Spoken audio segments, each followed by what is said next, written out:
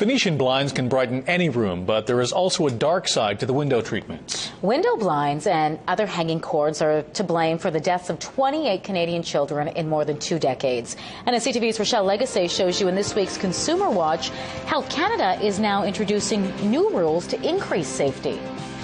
It opens and closes. 3-year-old Isabella Deely plays in her room all the time, and the window blind here is kid-friendly.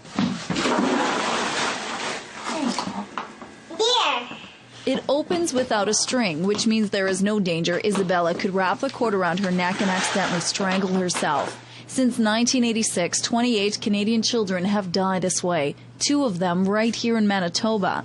That's why Health Canada has implemented new regulations for all advertised, sold, or imported window blinds.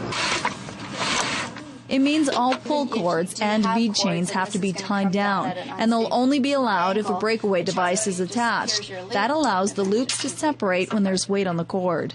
A child puts their head away and it just, with the lightest touch, it just breaks apart.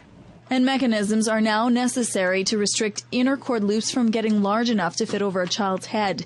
These rules were recommended by Health Canada before, but now they're mandatory.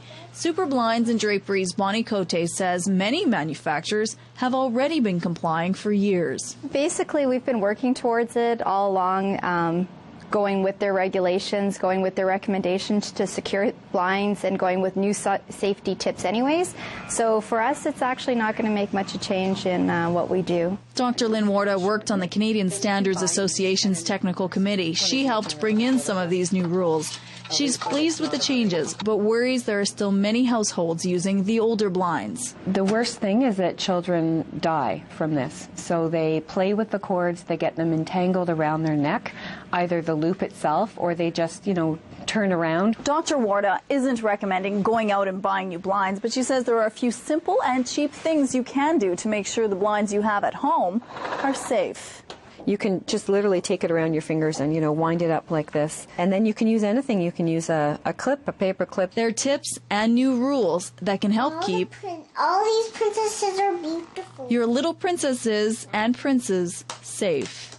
Rochelle Legacy, CTV News, Winnipeg. Dr. Lynn Warda says before buying blinds secondhand or importing blinds outside of North America, make sure they comply with Health Canada's rules. About 150 businesses in Canada will be affected by these new rules. An advertising and education period will be allowed for a year before the regulations are enforced.